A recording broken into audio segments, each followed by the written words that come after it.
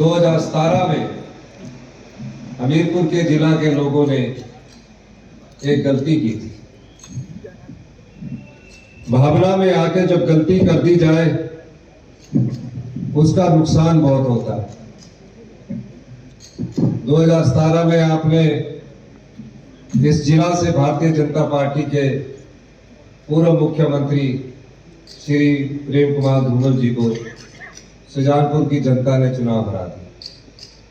2017 में चुनाव हारने के बाद जबकि उनको मुख्यमंत्री घोषित किया हुआ था, हमीरपुर जिला में को काफी धक्का लगा और हमीरपुर में 2017 में चुनाव हारने के बाद एक भी मंत्रिमंडल भारतीय जनता पार्टी के लोगों ने नहीं बनाया।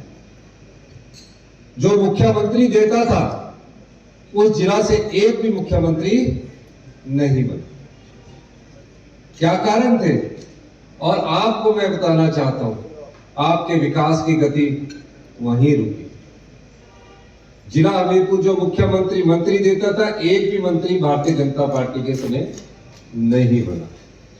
फिर 5 साल आपका विकास होता। 5 साल विकास उठने के बाद हमारी सरकार को गिराने की कोशिश की गई। मैं कभी कल्पना में नहीं कर सकता था कि बड़सर विधानसभा क्षेत्र से जो कांग्रेस के प्रत्याशी है वो हमारी पार्टी को छोड़कर भारतीय जनता पार्टी में सम्मिलित हो जाए।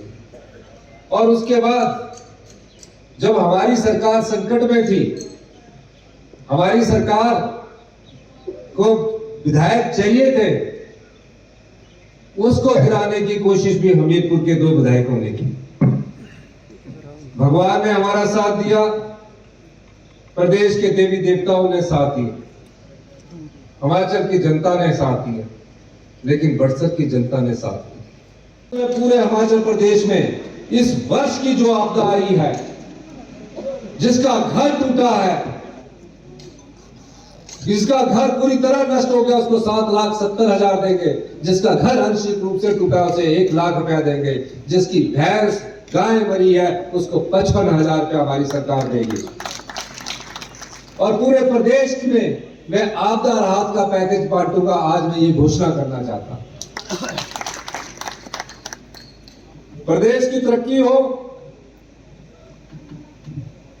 प्रदेश की तरक्की हो, प्रदेश कैसे आत्मनिर्भर बने, प्रदेश के लोगों के हाथ में पैसा कैसे आए। हमारे संसाधन सीमित हैं। हमने कभी ये सोचा ही नहीं कि हमें कैसे आत्मनिर्भर बनना है।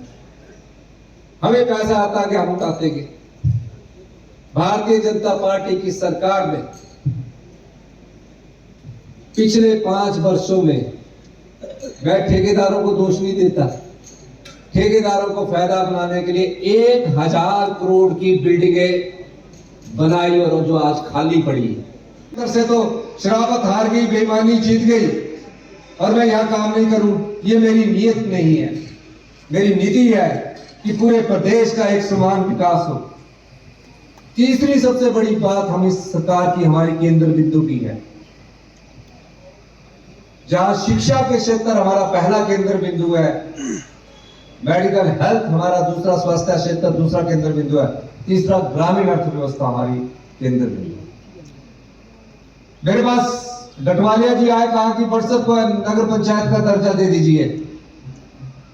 मैंने कहा बिल्कुल देंगे, लेकिन आप चुनाव तो जीते नहीं, आपके मन में इतना दर्द क्यों है? कहता है कि नगर पंचायत बनने के बाद हमें यह फायदा होगा कि यहां विकास लगेगा और यहां पैसा आप यूडी के माध्यम से बहुत अधिक लगाएंगे। फिर मुझे कहा कि कोई टैक्स तो नहीं लगेगा। मैंने बोला बड़सर के नगर पंचायत पर कोई आने वाले समय में भी कोई टैक्स नहीं लगेगा, जो उसका है उसमें कोई टैक्स नहीं लगेगा।